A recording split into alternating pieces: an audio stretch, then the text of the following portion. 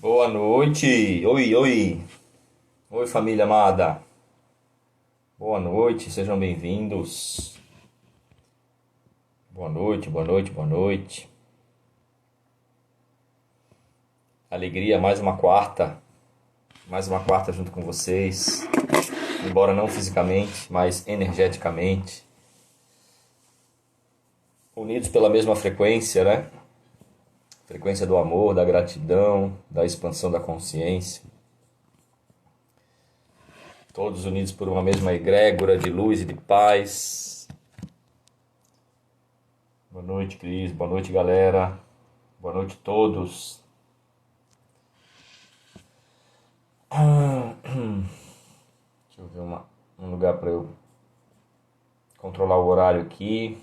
21h02. Dá mais uns minutinhos para a galera ir entrando. Aí vou dando boas-vindas a vocês.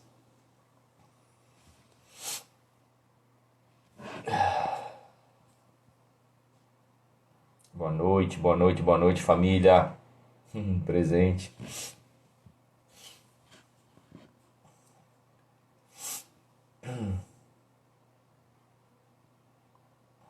Vão chegando, vão se aconchegando.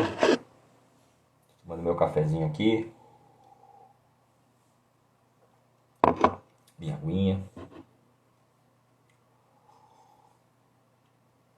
Vão chegando, galera. Galera de todas as quartas, quem tá chegando agora, quem tá chegando aqui pela primeira vez. Sejam bem-vindos, todos. Mais um minutinho, a gente vai fazer o Pai Nosso em aramaico. Uma vez. E uma vez a tradução.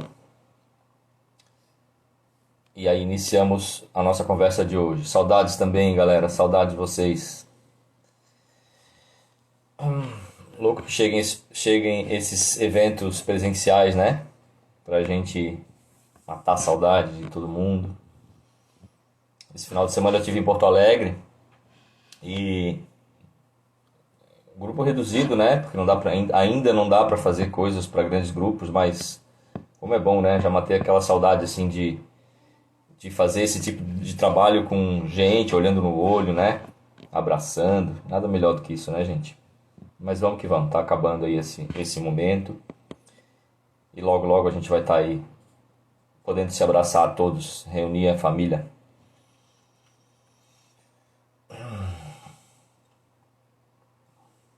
Ok. Então, vamos fazer então a nossa ancoragem com a energia crística, Pai Nosso em aramaico, uma vez e uma vez a tradução em português, tá bom? Indicador e médio da mão esquerda no cardíaco, quem quiser, e os indicador médio e polegar da mão direita voltados para cima, apontando o cinturão de Órion, a casa do Cristo, a casa do Mestre, a morada celeste.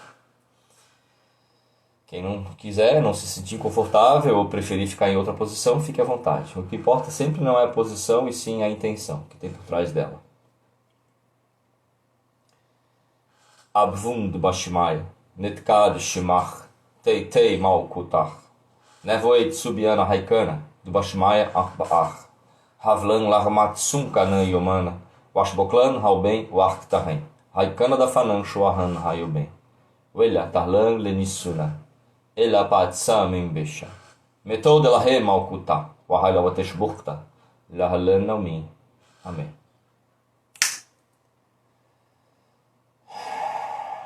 Ó Pai e Mãe do Cosmos, origem nossa. Direciona a tua luz dentro de nós, tornando-a útil.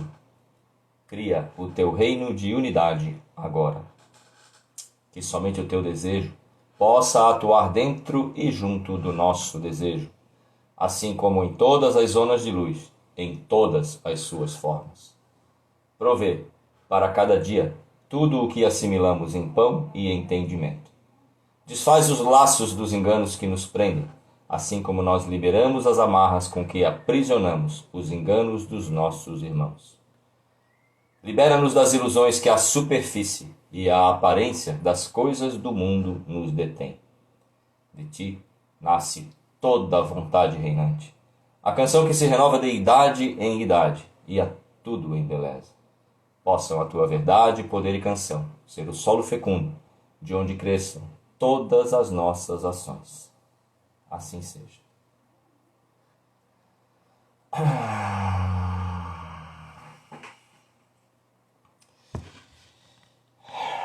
Boa noite, família.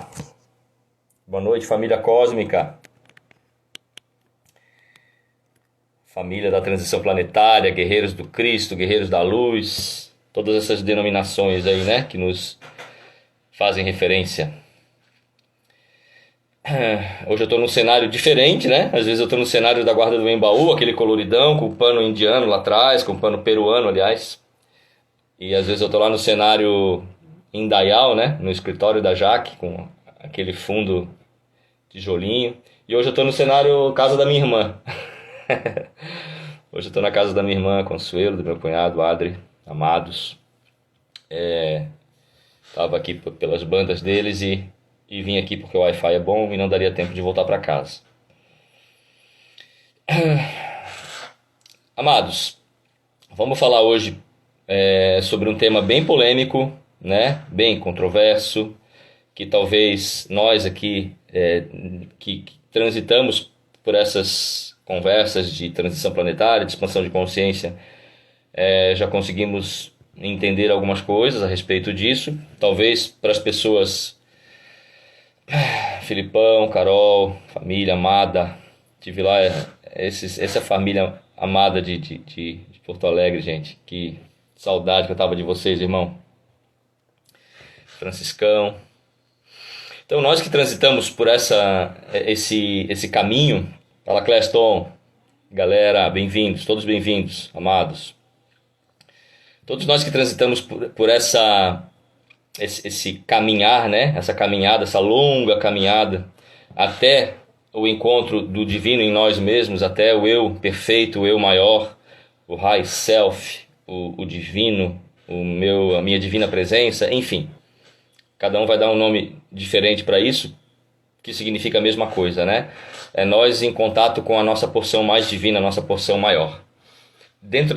Nós que estamos dentro dessa caminhada, esse papo para nós eu acho que já não é tão tabu, né? Já é um papo mais que agride menos, mas eu acho que para todos nós em algum momento isso ainda foi muito trouxe ainda um desconforto. Eu, por exemplo, tenho uma trajetória desde criança buscando, né, a espiritualidade, buscando o divino, mas durante muito tempo foi dentro de uma religião, dentro de uma corrente dogmática ou dentro de uma filosofia, né? Bem breve, assim, comecei lá atrás na Igreja Católica, desde criança, catequese, aí vem grupo de jovens, vem uma série de coisas até os meus 18, 19 anos. Aí nesse período da vida encontrei a Seichonoye, filosofia de vida maravilhosa, né? Que eu fiz o meu post de hoje, que está contando um pouco da minha trajetória, que vai ser durante o mês de outubro todo. Eu faço referência a Seichonoye, que é uma filosofia de vida que realmente me trouxe um engrandecimento, um enriquecimento fantástico, né? Não só a filosofia, como as pessoas que eu pude conviver lá dentro. E aí depois da Seichonoye teve um período, durante ainda, lá atrás, antes da Seichonoye, teve um pouquinho de tempo, quando eu era jogador de futebol, que eu frequentei uma igreja evangélica, o Renascer em Cristo, que muitos... era o famoso Atletas de Cristo, não sei se vocês lembram desse movimento que tinha, uma época, acho que uns 20 e tantos anos atrás. E aí, Seichonoye, bastante tempo dentro da Seichonoye. Depois eu saí da Seichonoye, fiquei um tempo dentro de um grupo de estudos da Grande Fraternidade Branca, que daí já não era nenhuma religião, que era lá atrás o catolicismo, depois uma filosofia, como o caso da Seichonoye, já não era nenhuma religião, nenhuma filosofia. Era um movimento, né? Um movimento da Grande Fraternidade Branca, dos Mestres Ascensionados, que é um estudo mais livre, mais a respeito dos raios cósmicos divinos, do primeiro ao sétimo raio. Então eu fiquei uns 2 ou 3 anos dentro desse movimento da Grande Fraternidade Branca, estudando, que foi muito rico também. E depois que eu saí desse grupo, o grupo quase que se desfez, assim, foi se desmantelando. Não foi bem propriamente eu que saí, ele já estava se desmanchando, e aí eu tomei um movimento natural, que era sair do grupo. A partir daquele momento, eu comecei a militar dentro de uma busca universalista, né? É um termo que se usa bastante hoje. Uma busca quase que solitária, só que não é solitária, porque a gente está cheio de buscadores aí como nós, né? Que estamos buscando, mas sem solitária no sentido de não ter uma corrente, né? Uma religião, uma filosofia ou um grupo que dá base. Eu lancei no mundo da busca por mim mesmo. Então, hoje eu me coloco como esse ser universalista, né? Havaí, vamos Havaí, vamos. Hoje eu me coloco como esse ser universalista, né? Eu posso, se alguém me convidar aqui, Fê, vamos lá eu tô lá em Joinville, fazendo um trabalho X, estou na casa de alguém lá. E alguém acabou o trabalho no sábado e alguém me convida assim, Fê, vai ter um trabalho lá na Umbanda que eu participo no domingo, é aberto ao público, vamos lá? Eu vou. Se eu sentir no coração na hora, eu vou. Se alguém me convidar para um trabalho num centro espírita e eu sentir no coração de ir, eu vou. Mas eu não consigo me enxergar mais militando dentro de uma corrente, né? Defendendo ou pregando aqueles dogmas dentro de uma corrente. Eu não sei se é isso, se é real o que eu vou dizer agora, mas eu acho que é um passo que cada um de nós vai dar, né? Que todos nós, muitos já deram, outros irão dar, onde a gente não consegue se identificar mais em nenhuma corrente, né? Apesar de a gente, eu acho que essa é a visão correta de se ter, apesar de a gente nutrir respeito, admiração por elas, principalmente por aquelas que nos antecederam, né? Aquelas que estruturaram o nosso caminho até a gente chegar onde a gente está hoje. Então, hoje em dia, gente, eu já fui vocês que acompanham aí minhas lives, né, do meu trabalho, sabem que eu procuro me tirar todos tento, né, tirar todas essas bandeiras, esses dogmatismos, essas coisas chatas, essas verdades prontas, né, esses ranços que a gente tem. Então, muitos de nós aqui, talvez alguns de vocês já passaram por isso. Se estão passando, eu peço que repensem. Eu já passei por isso. Por depois que eu saí das correntes, né? Que eu saí das religiões e filosofias um pouco mais formatadas, a gente tem uma tendência a criar um ranço delas. E eu passei por esse processo também. Principalmente com relação à Igreja Católica. Porque a gente sabe, isso é histórico, é um fato histórico, que a religião católica, o catolicismo, ele fez assim, ele é responsável por boa parte das atrocidades, pelas maiores atrocidades da história da humanidade, né? Isso é um fato, ponto. Mas isso também não nos leva não acredito que seja uma ação inteligente nossa nutrir ranço contra o catolicismo por conta disso. Porque eu fui criado lá dentro, né? E eu hoje trago muitas verdades, trago muitos valores que eu trago para a vida, que eu utilizo hoje, valores de caridade, de olhar para o próximo, de servir ao próximo. Eu trago dentro da igreja, trago de lá, né? Lógico que é dos meus pais, da educação deles, mas eu ia com os meus pais para lá e participava com eles desse dia a dia de igreja, e lá eu via muitas coisas com relação a isso, né? A caridade, a benfeitoria, a paz, ao amor, ao perdão, ao perdoar, né? Então são valores que eu procuro trazer para a vida toda, e a base, a semente disso foi plantada lá atrás, lá na infância já, dentro dessa corrente, né? Então, eu não acho que seja producente para nossa paz espiritual a gente nutrir esse tipo de ranço, tá? Porque em algum momento, alguma corrente religiosa dessa fez parte da nossa vida, porque era importante naquela época. Talvez algumas pessoas aí, não, eu já nasci numa família tranquila, numa família livre, numa família aberta, numa família despojada de crença, de dogma, E tudo bem, essa é a sua história de vida, mas praticamente todas as pessoas que você vai conviver na sua vida, se você casar, namorados, namoradas, amigos, vão ter uma criação que tem muita ligação a uma dessas correntes dogmáticas. Essas pessoas vão trazer essas marcas daquilo que aprenderam nessas religiões, nessas filosofias, enfim. Então, de alguma forma, direta ou indiretamente, você vai flertar com esses ensinamentos. Você vai acessar eles, ou através de você mesmo, ou através de alguém que você está se relacionando, de um chefe, de um colega de trabalho.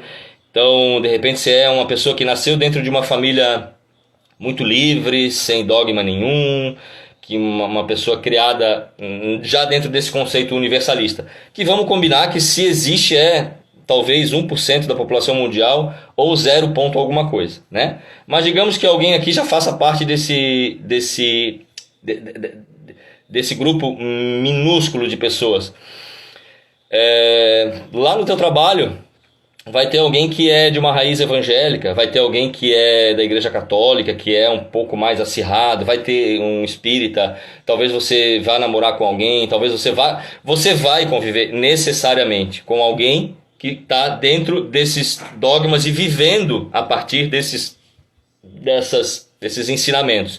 Então você vai necessariamente durante a vida ter relação com alguma corrente religiosa, filosófica ou dogmática, ou direta ou indiretamente.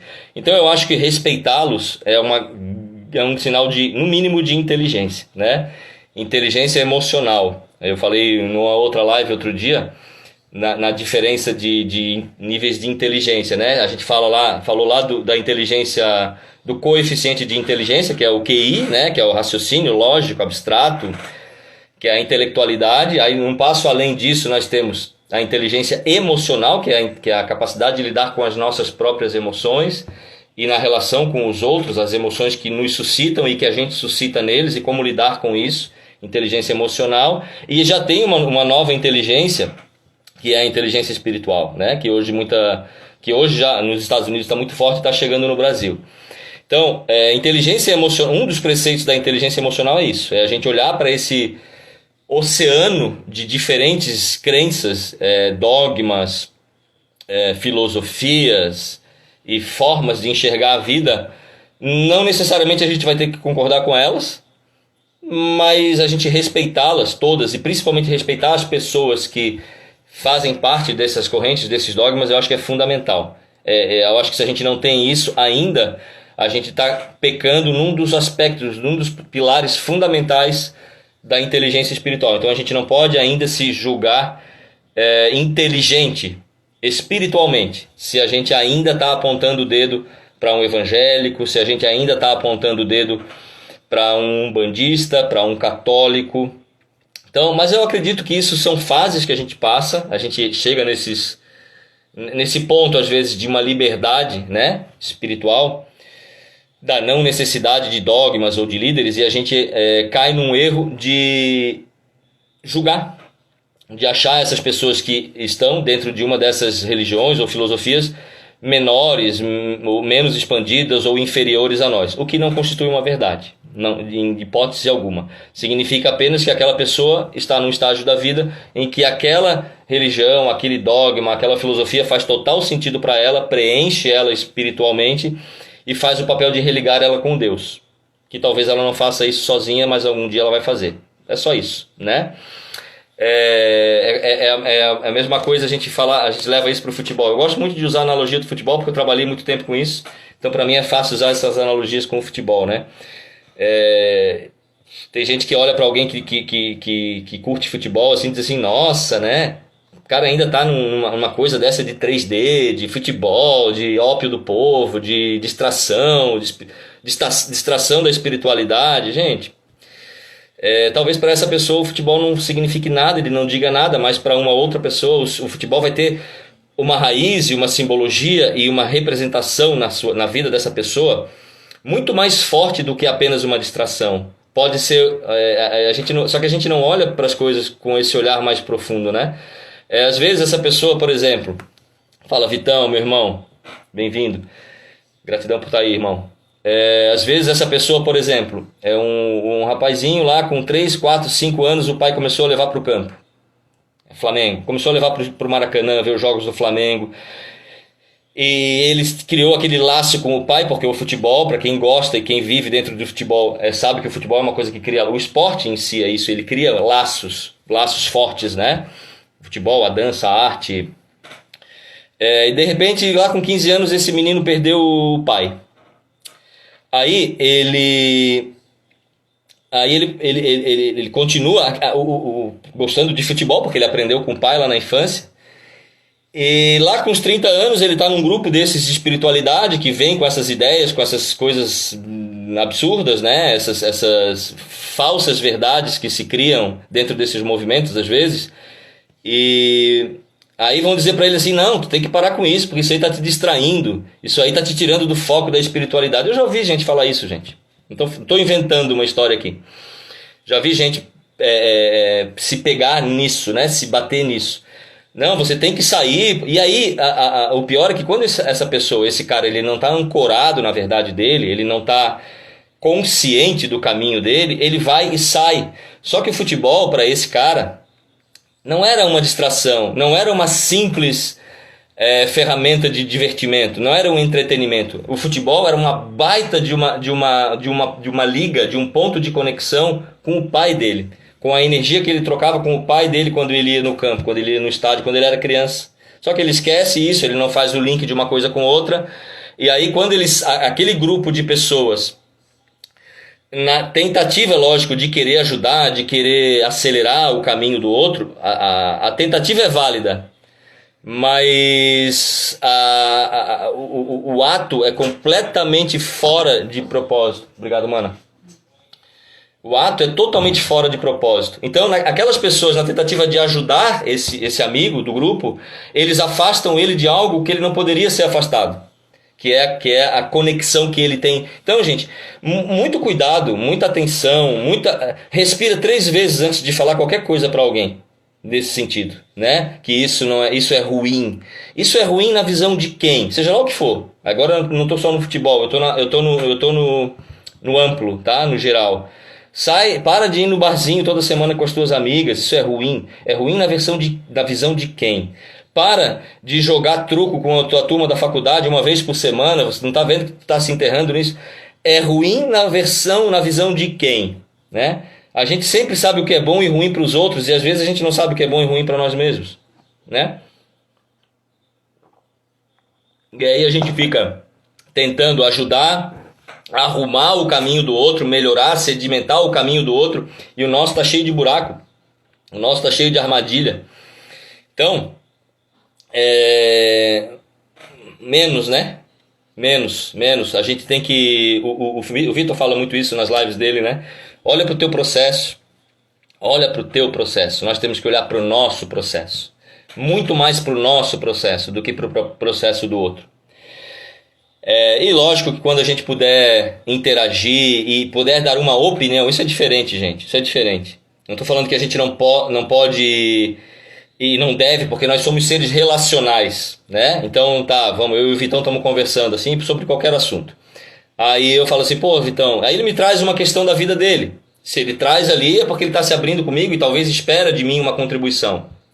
Aí eu falo para ele, Vitão, pô, cara, eu passei por essa experiência 10 anos atrás e funcionou assim. Mas, cara, eu vivia uma outra idade, uma outra época, um outro contexto. Eu tô te falando como funcionou para mim. Mas, cara, a decisão é tua, é sempre tua, a escolha é tua. E assim, isso é uma contribuição de fato, saudável, que faz a pessoa pensar naquilo sob um novo ponto de vista, que não é o dela, mas com leveza, com maleabilidade, sem imposição de verdade. Porque não existe verdade absoluta, né, gente? Aliás, existe, só que nenhum de nós aqui é detentor dela, né? Se alguém for, me chama no direct aqui e compartilha comigo. Porque eu conheço centenas, milhares de pessoas, cada uma das pessoas que eu conheço é detentora de uma verdade relativa. Sim, que é a sua verdade.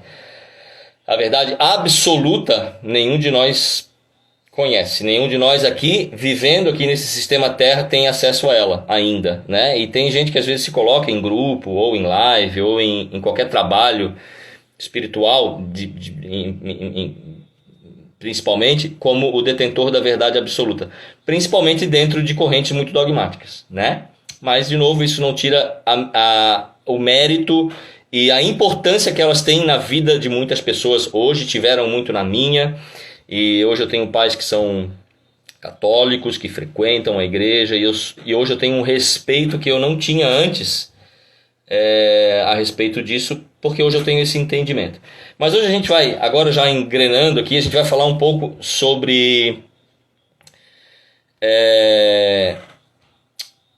religião, igreja e espiritualidade. O que é uma coisa e o que é outra, né? Vamos pros conceitos, né?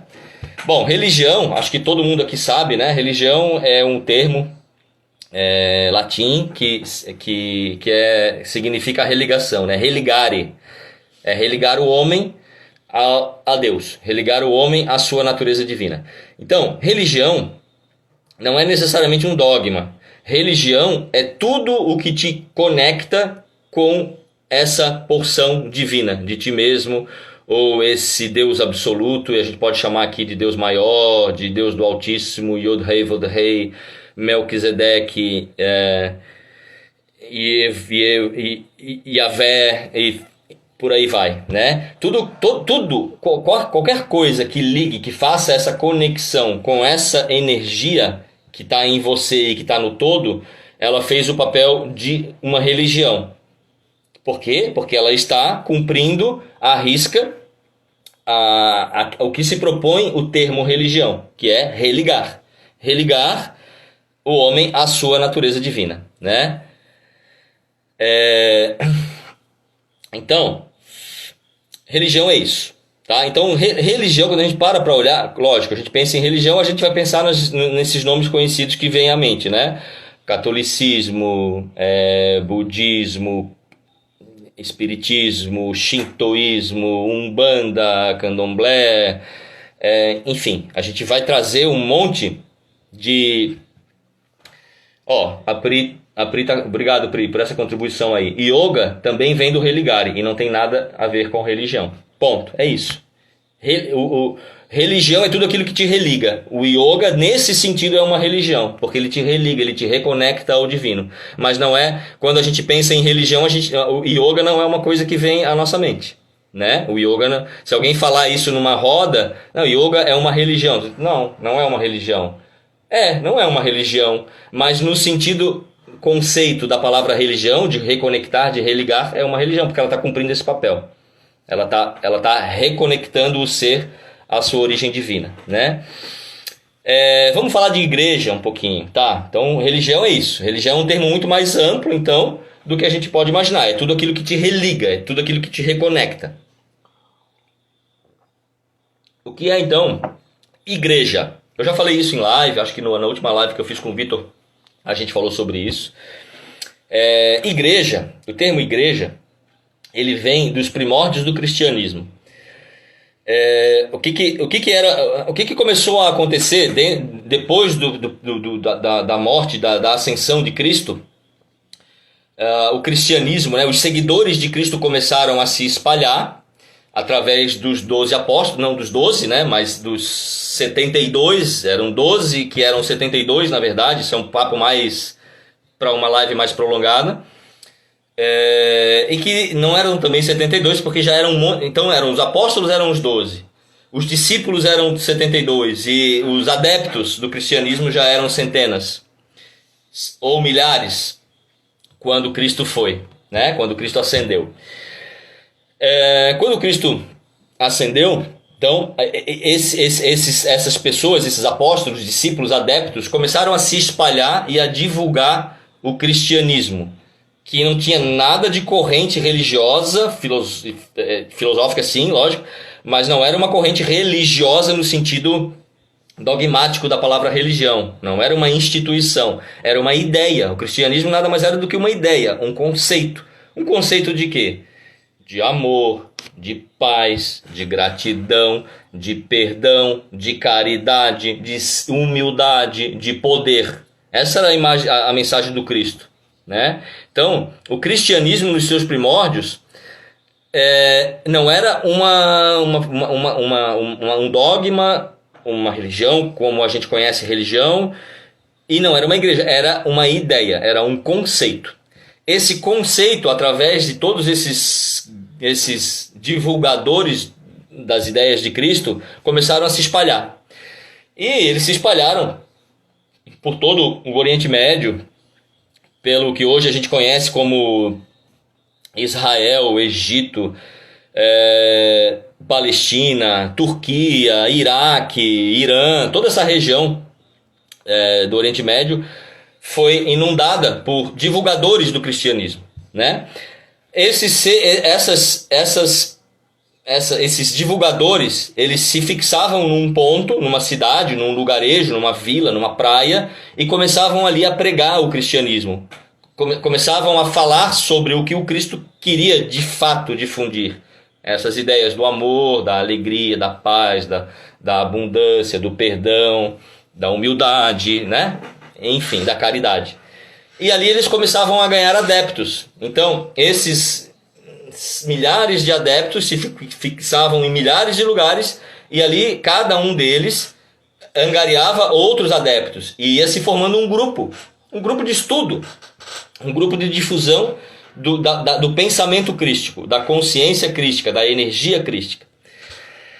E esses grupos, eles começaram a se avolumar, e toda essa região, nessa época, era dominada, estava sob o domínio do Império Romano, que eram os grandes perseguidores do cristianismo, né? Os cristãos foram perseguidos, gente, 300 anos após a morte de Cristo. Chacinas, morreram incendiados, tinham que se esconder em porões, eram degolados, eram torturados, eram pegos para festas pagãs, para morrer, simplesmente porque era divertido para os imperadores, principalmente na época de Nero. Nero fazia festas regadas a vinho, orgia, e a parte principal da festa era a queima de cristãos.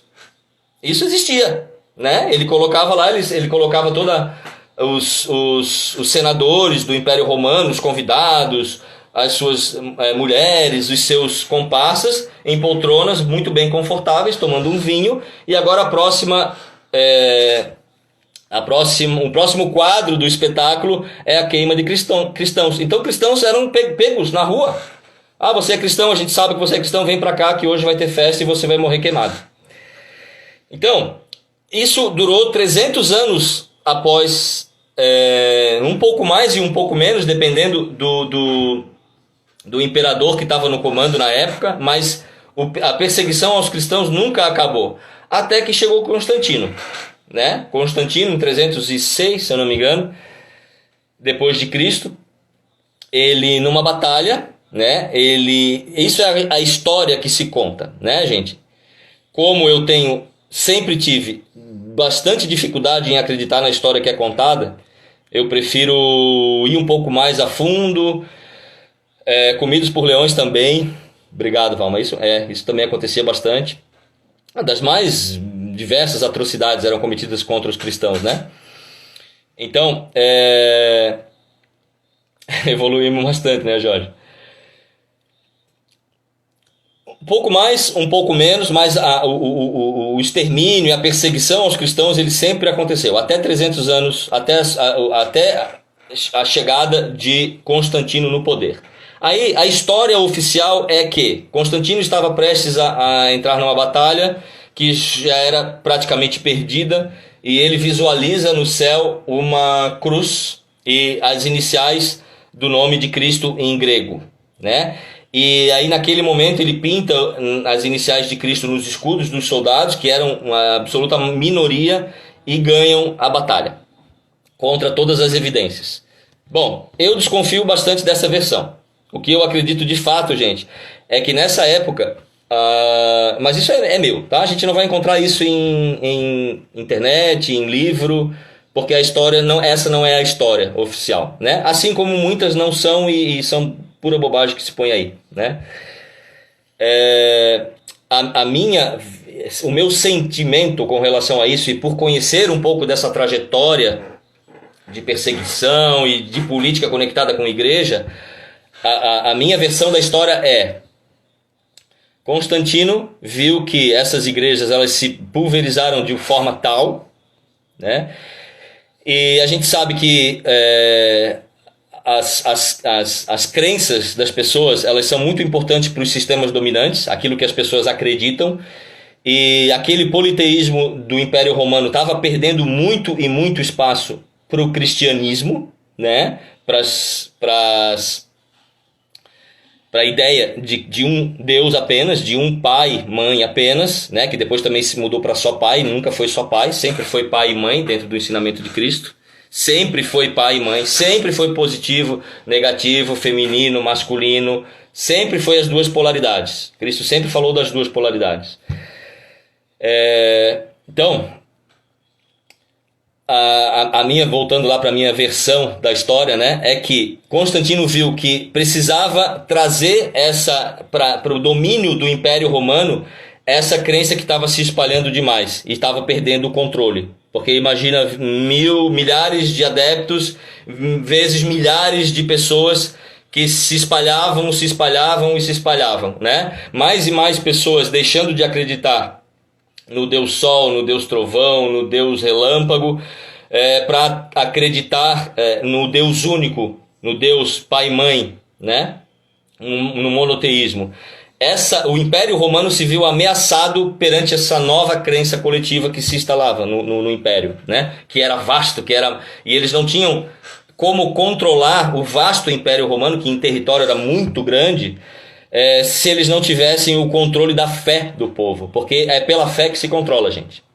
Isso é meio impactante de falar e de ouvir, mas é pela fé que se controla. Pela fé dogmática que se controla. Então, o que Constantino fez?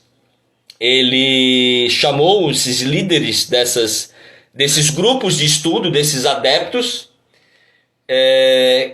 e delegou poder para eles. E passou a chamar isso de igreja.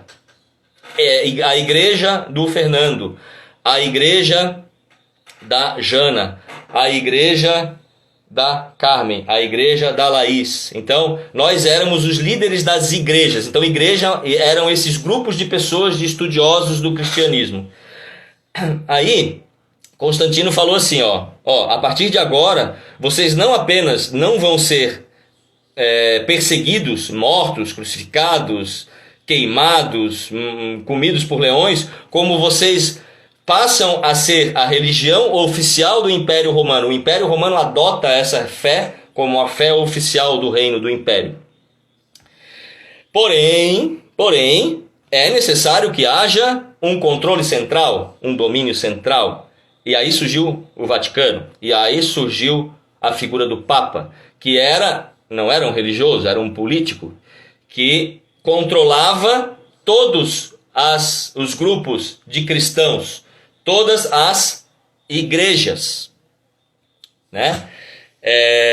Então, assim, na verdade, gente, o que eu estou falando aqui, a única parte que pode ser teoria é o fato de Constantino ter criado isso ou não, ou de ele realmente ter visto aquela imagem no céu, porque o resto da história, como ela é contada, já nos dá uma referência, sim, escancarada de que a motivação foi política, né?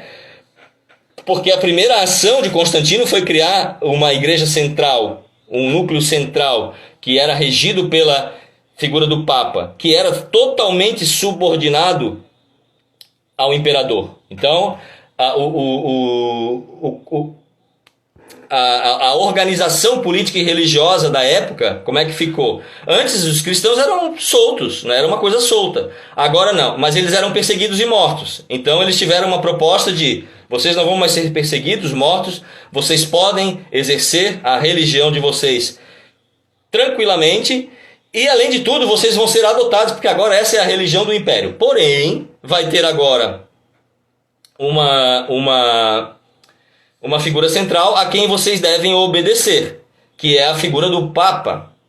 Só que a figura do Papa, ele também não era autônomo. A figura do Papa servia ao imperador, ou seja, ele servia à força política. Então vinha a força política, em seguida vinha a força religiosa e em seguida vinham essas igrejas supostamente livres, né? Que nunca foram. Bom, se a gente olhar mais ou menos, de novo, volto lá para o início da live, onde não tem mais ranço disso. Mas isso que eu estou falando agora é um fato histórico, né? Se a gente levar isso, olhar para como a coisa funciona hoje, o Rafa já respondeu por mim. É como é até hoje, né? Até hoje é assim, né? O Papa não é um ser autônomo, nunca foi, gente. E para de viagem de achar que o Papa Francisco é, porque ele não é. Ele está a serviço de algo que está acima dele, que é o controle da política e do poder mundial, que passa por políticos, corporações e algo que numa camada que está ainda acima de políticos e corporações. E é contra essa galera que nós, servidores da luz, estamos trabalhando, né?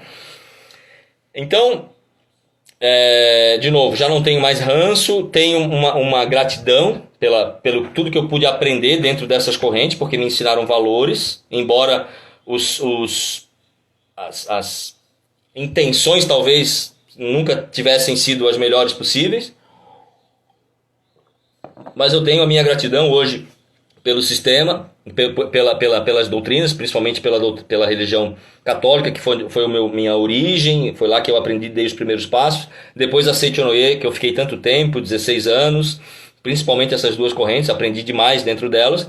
Mas a gente não pode achar que isso é ingênuo, a gente achar que a história é bonitinha, né? A história ela é repleta de sangue, de manipulação, de controle, de inverdade, de roubo, de corrupção, de morte, de uma série de coisas, tá? Mas só pra gente separar fato, isso é fato de sentimento, ok? É lógico que quando a gente olha para isso, a gente não pode ter um sentimento legal, bacana, né? Porque são coisas que não suscitam. É igual às vezes a gente fala da história do Brasil, né?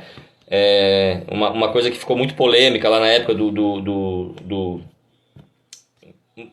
incêndio do Museu Nacional, né?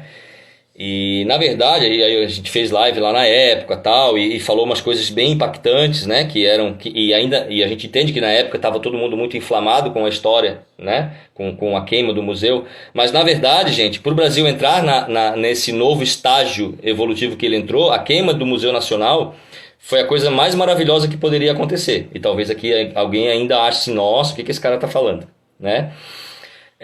A queima do Museu Nacional do Rio de Janeiro, ele foi uma destruição do Akasha, foi uma liberação do Akasha, do registro akáshico do nosso país.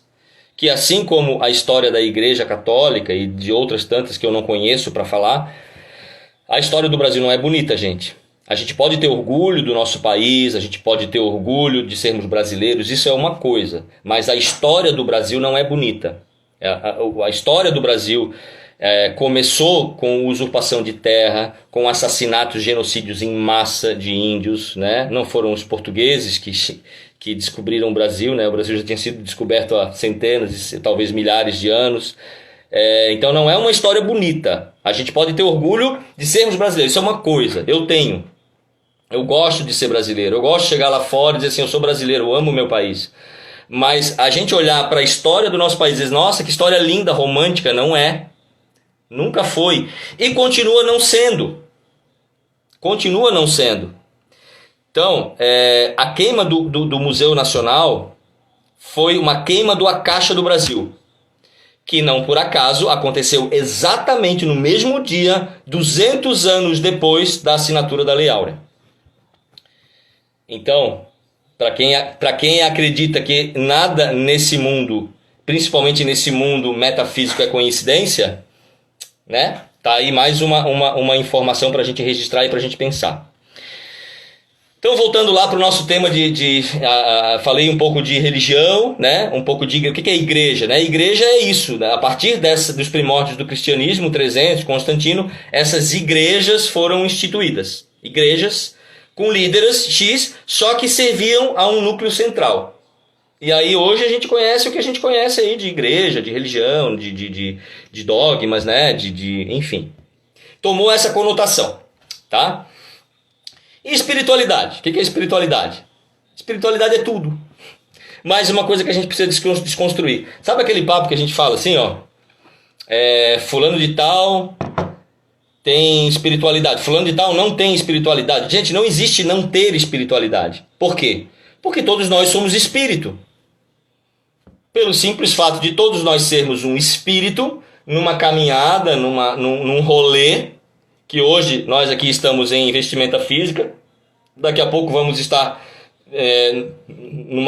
num núcleo, numa estrela ou numa dimensão extrafísica, e outros vão estar aqui, mas a experiência deles é espiritual, a nossa é espiritual, e de todas as almas que existem, todos os pontos de consciência que existem, tem espiritualidade.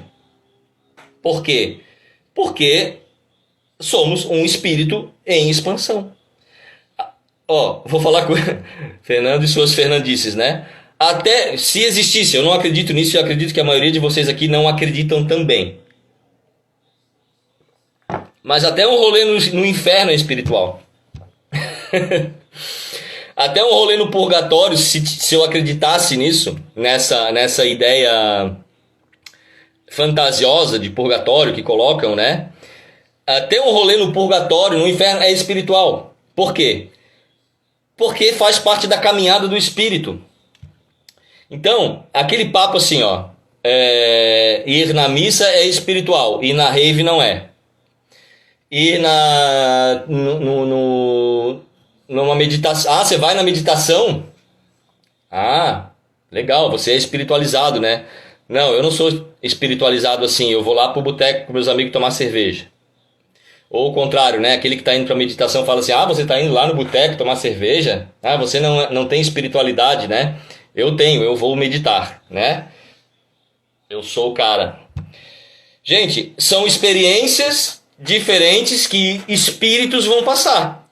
Talvez aquela experiência no boteco tomando uma cerveja seja mais edificante do que uma hora que o fulano de tal vai ficar lá na missa, no culto, na reunião, na meditação, seja lá o que for. Talvez aquela experiência lá no boteco, tomando uma gelada com os amigos, vamos lá voltar para o religião agora, para o religare, reconecta mais aquele cara que foi para o boteco do que o cara que foi para a missa. Por quê? O que é que religa mais a gente ao nosso divino?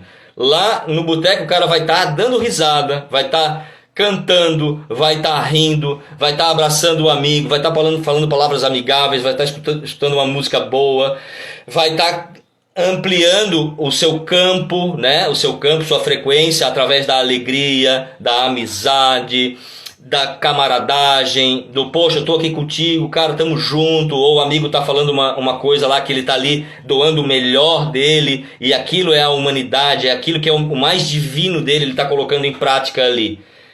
Aquela 1, 2, 3 horas no boteco, às vezes até saindo meio assim, reconectou aquele cara muito mais do que aquele cara que tá lá na meditação agora xingando alguém, julgando alguém, ou xingando a si mesmo, julgando a si mesmo, ou olhando para a roupa da pessoa que está na sua diagonal, nossa, que vestido mais cafona, ou nossa, né? Enfim. Ô Gilda, isso é a energia do boteco é boa? Pode ser muito melhor do que uma igreja às vezes, amada. Essas são as caixinhas, né, que a gente precisa se desconstruir, tá? Não é, eu sempre falo isso em curso, não é porque é um boteco que a energia é de baixa frequência, e não é porque é uma igreja que a energia é de alta frequência, tá? De novo, eu não estou dizendo que a igreja é ruim, gente. Eu estou dizendo que, às vezes, dependendo aí vamos falar de egrégora, né? A egrégora que está rolando naquele ambiente ali pode ser de muito mais baixa frequência, porque ali agora tem seres tristes, amargurados, angustiados, julgadores, Enfim, um casal ali que está numa baita treta um com o outro e está exalando aquela energia de baixa frequência. E lá no boteco, às vezes, mas é lógico que aquilo ali também pode existir lá. É lógico que o boteco, eu não estou dizendo que o boteco é necessariamente de alta frequência. A Elia colocou ali, não é o boteco em si, é a pessoa. Ou as pessoas que estão ali, a egrégora que está estabelecida naquele lugar. Agora sim, o que a gente precisa se desfazer é dessas ideias fechadas que lá é um lugar de espiritualidade e lá não é. Tudo é espiritualidade, porque tudo é uma experiência que o espírito passa. Tudo. Então, um acidente de trânsito é espiritualidade. Faz parte da caminhada do espírito. Um casamento feliz é espiritualidade, é regado, é repleto de espiritualidade. Porque ele é uma experiência pelo qual espíritos estão passando. E um casamento cheio de treta, cheio de rusga, também é espiritualidade. Agora a gente não está falando de frequência, a gente está falando de espiritualidade. Espiritualidade é tudo que cerca a vida de um espírito, de uma alma, de um espírito que se manifesta como alma, que se manifesta como personalidade e que precisa das suas experiências. Então não existe nada que não seja espiritual. Tudo é espiritual. Um banho é espiritual, um copo d'água é espiritual, um rolê na praia é espiritual, uma briga é espiritual. Caraca, Fernando, agora foi longe demais. Como que uma briga pode ser espiritual? Gente, eu aprendi grandes lições na minha vida por alguma briga que eu tive com alguém. Eu tive uma treta uma vez com um cara, na época que eu trabalhava com futebol, que foi assim, eu nunca briguei com ninguém assim, de soco, vias de fato, né? Mas naquela ocasião quase aconteceu, porque a gente se desentendeu e ele veio pra cima de mim, as pessoas seguraram ele e tal, e ficou aquela coisa. Isso foi em 2002, 2003 mais ou menos. Em 2013, 10 anos depois, eu reencontrei esse cara. E foi uma das experiências mais enriquecedoras que eu tive na vida, foi o reencontro com esse cara que eu tinha tido essa briga. E fazia 10 anos que a gente não se via e não se falava. Mas alguma coisa dentro de mim ainda estava trabalhando. E 10 anos depois eu entendi por que eu encontrei aquele cara depois e o quão significativa foi aquela briga e o quanto ela, naqueles 10 anos de maturação, aquela briga me fez amadurecer e crescer. Ou seja, aquela briga, para o meu espírito em evolução, para a minha alma em evolução, ela foi extremamente eficaz. Ela foi extremamente poderosa e significativa para o meu crescimento. Então aquela briga foi espiritual. E muitas tardes, às vezes, que eu passei em harmonia, em alegria, também foram espirituais, mas talvez não me trouxeram tanto aprendizado para a minha alma como aquela briga me trouxe. Então, mais uma coisa para a gente desconstruir, né? A coisa do espiritual. Meu marido não tem espiritualidade. Vamos para o início da live. Na visão de quem? Na sua? Minha filha não tem espiritualidade. Gente, isso não existe. É igual aquela coisa que eu sempre falo em live também, que as pessoas falam e está completamente errado. Fulano de tal tem uma energia ruim. Não existe energia ruim. E nem energia boa. Porque energia é matéria-prima de tudo. Energia é a massinha. Aquela massinha que a gente dá para criança brincar. E ela transforma num castelo ou ela transforma num monstro. Não existe energia boa nem energia ruim. Existe energia que vibra em alta frequência e energia que vibra em baixa frequência. Ok? Beleza? Obrigado, Filipão. Mas eu já tenho agora o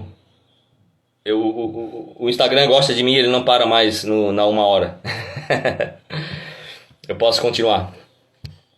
Então essas coisas que a gente precisa desconstruir, né? Então o papo de hoje, que era a respeito de religião, que é o que religa, igreja, que hoje a gente conhece como os pontos, né? Os locais, a gente faz conexão de igreja com um templo.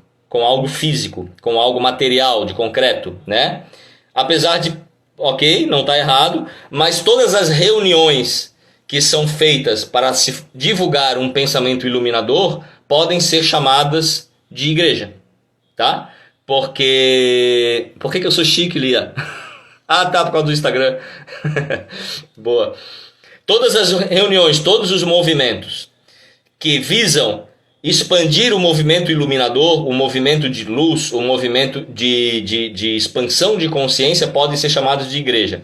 Tá rolando lá em Porto Alegre, por exemplo, né?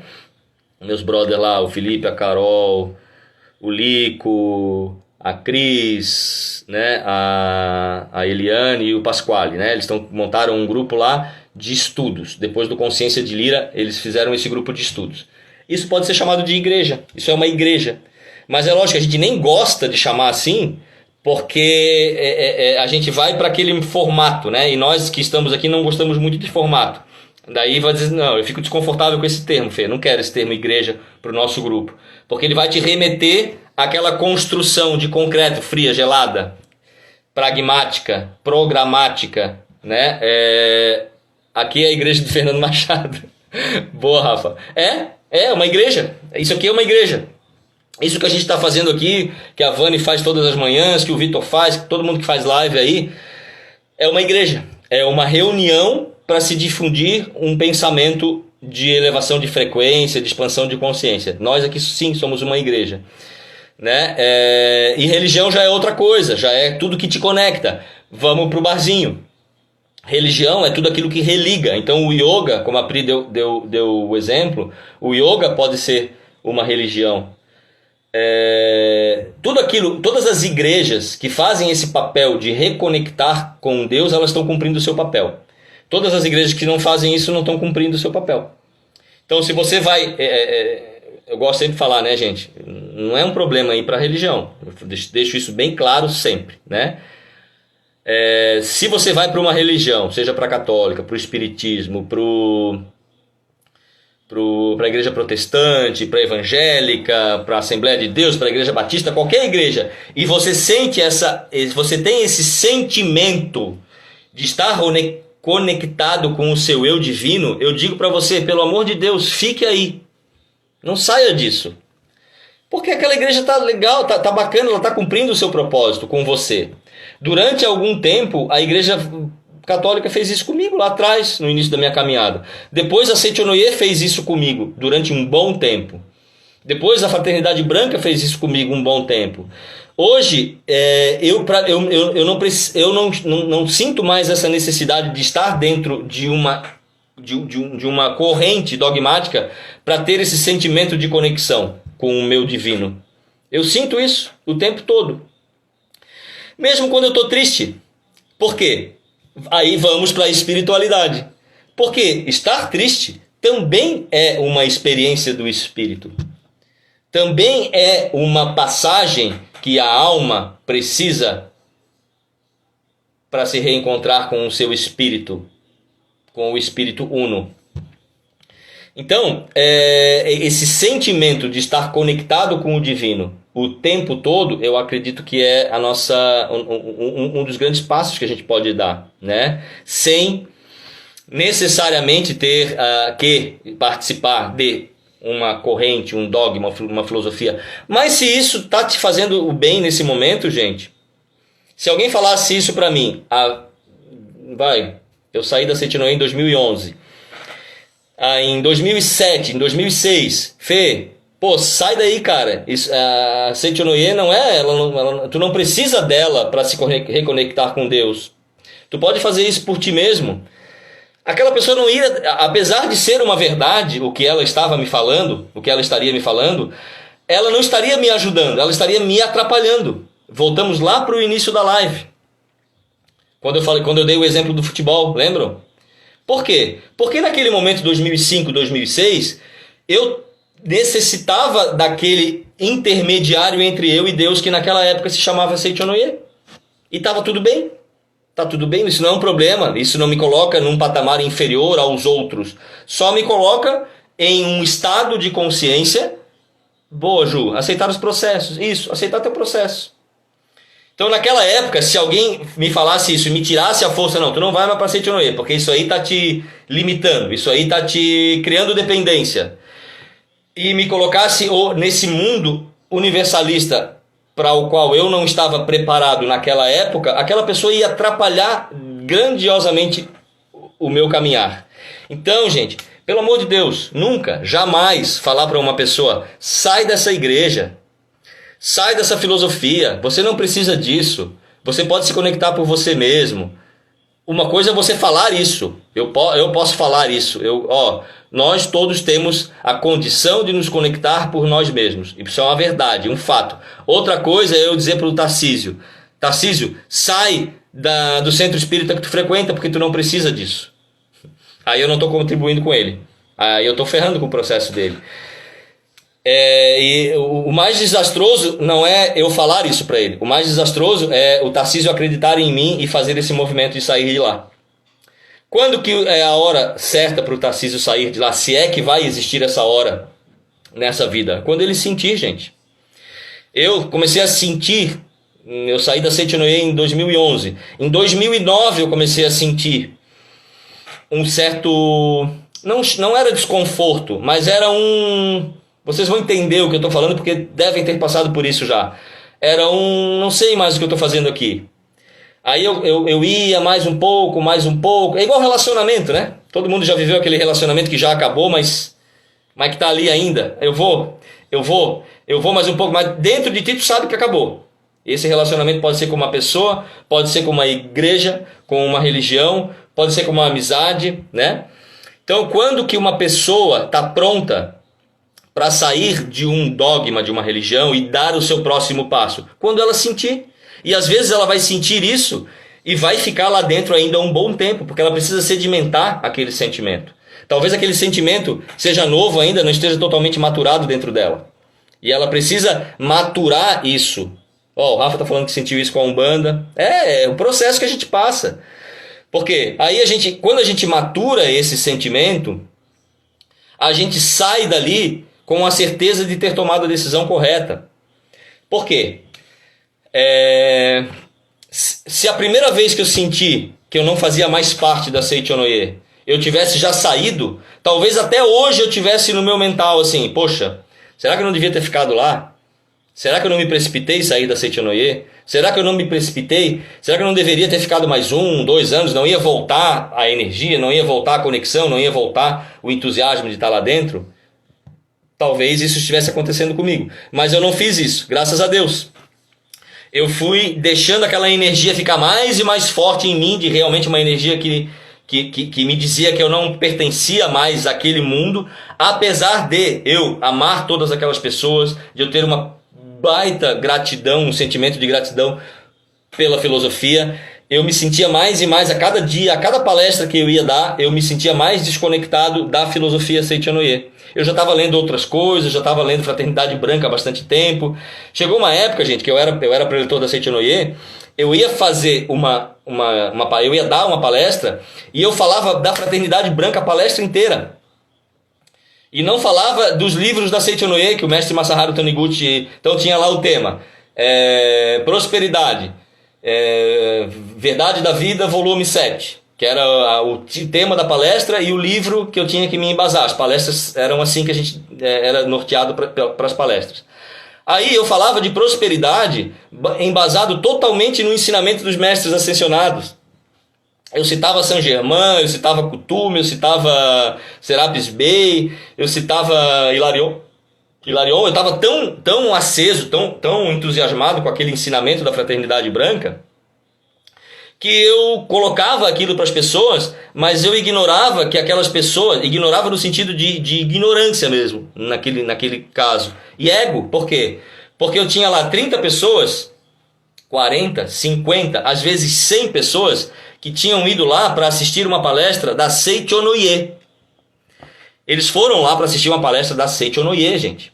E aí ia lá o preletor bonitão, que achava que isso que eu estou trazendo para eles aqui é melhor, e colocava outro ensinamento, mas que era maravilhoso, só que não era o que eles tinham ido buscar. Olha só o tamanho do ego. Olha só o tamanho das bobagens que a gente faz em nome de, né, em nome de certas verdades. Então, quando eu percebi isso, que eu estava indo para um lugar e estava falando de outra coisa, aí aquilo ficou muito gritante dentro de mim. Só que aí já tinham passado 1 ano e meio, 2 anos, e aí eu resolvi tomar a atitude de me desligar oficialmente, né? E foi uma decisão completamente acertada, né? Porque ela foi maturada, ela foi feita na hora certa, dentro das motivações corretas, né? Não porque alguém me tirou de lá ou porque eu fui precipitado. Então, é interessante que a gente faça essas análises, né? Com relação ao nosso caminho, ao caminho das pessoas ao nosso redor. A gente tem muito essa coisa com o evangélico. Gente, uma das pessoas que eu mais tenho gratidão na vida, e ela nem sabe disso, é uma tia minha que é evangélica. E eu já contei aqui em live que eu tive uma experiência de quase morte, né? Quando eu tinha 1 ano e meio, 2 anos. E essa tia evangélica, que já era evangélica na época, ela ficou junto com o meu pai e com a minha mãe os 3, 4 dias que eu fiquei em coma no hospital. Meu pai e minha mãe fazendo as orações deles, católicas, Pai Nosso, Ave Maria, creio em Deus Pai, Salve Rainha, o Rosário, o terço. E a minha tia ali do lado da cama fazendo as orações da igreja dela, que é a Igreja Batista. Tenho uma profunda gratidão por ela e um profundo respeito pela crença dela. Ela estava lá do meu lado. Então, vamos parar de apontar dedo, né? De olhar. Quando a gente fala muito, né? Aqui dentro da nossa igreja, gostei desse termo aí, Rafa.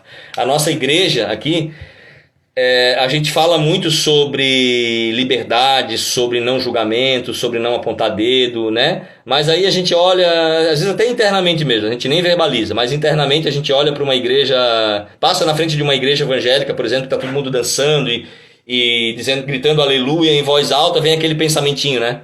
Ai, meu Deus, né? Esse povo ainda está nisso. Então, assim, isso é uma coisa que a gente não pode mais. A gente tem que girar o botão para uma consciência realmente não dogmática, não sectária, não julgadora, e entender que todos nós somos uma imensa família. E cada um está aonde tem que estar. Cada um está aonde a experiência é necessária, né? Em algum momento nós estivemos dentro dessas correntes, talvez algumas pessoas ainda estejam, e está tudo bem, não tem que sair de lá, a não ser que o seu ser peça isso para você. Eu não quero mais, eu não sinto mais, eu sinto um próximo passo. Ou numa outra corrente religiosa, ou fora de qualquer corrente religiosa, não importa. Essa motivação tem que ser interna, tem que ser sua, né? Enfim. Esse era o bate-papo que eu queria ter com vocês hoje sobre essas questões de espiritualidade, de religião, de igreja. É um trabalhinho de sempre, né, gente? Tijolinho, todos os dias um tijolinho para a gente aumentar essa construção, que é a nossa consciência é uma grande construção, né? E cada dia colocar um tijolinho nessa grande construção para que ela fique forte, para que ela fique livre dessas amarras, desses dogmas, dessas correntes, dessas crenças aprisionantes, que até mesmo quando a gente sai das correntes e dos dogmas a gente nutre, né? Através de outras verdades, como eu já falei tantas vezes aí, tantas outras vezes, aquela coisa do vestir branco, do só ouvir mantra, do só comer isso, não tomar um vinho. Não.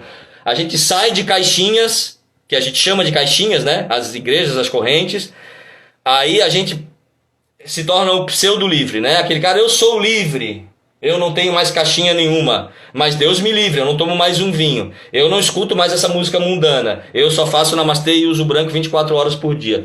Você só saiu daquela caixinha e entrou em outra, né? E até que a gente entende mesmo que não pode mais entrar em caixinha nenhuma, que qualquer caixinha, inclusive a caixinha da liberdade absoluta que a gente acha que tem, ela é danosa, ela é nociva. Então, galera, essa era a minha contribuição de hoje, meu papo de hoje. Gratidão mais uma vez por estarem aqui. Fazer o Pai Nosso em aramaico rapidinho. Só o aramaico, já passou aí, já deu 1h10. E aí a gente se encontra na semana que... que amanhã tem live da Consciência de Lira, tá? 9h30. Eu e a Van vamos estar... Amanhã vai ser pelo meu canal, pelo meu Instagram, tá? Pra gente dar mais uma conectada com essa energia, com essa frequência de Lira que vocês... Alguns aqui já experimentaram fisicamente, outros já experimentaram aqui pelo online, né? Então amanhã a gente vai dar mais uma pitada de consciência de lira. E se puderem estar lá presentes com a gente agradece bastante. A energia de vocês, a presença de vocês é que faz tudo ter sentido, tá bom? Beijo, galera. Beijo no coração de cada um. Amo vocês, família de alma. E tamo junto, viu? Beijo grande.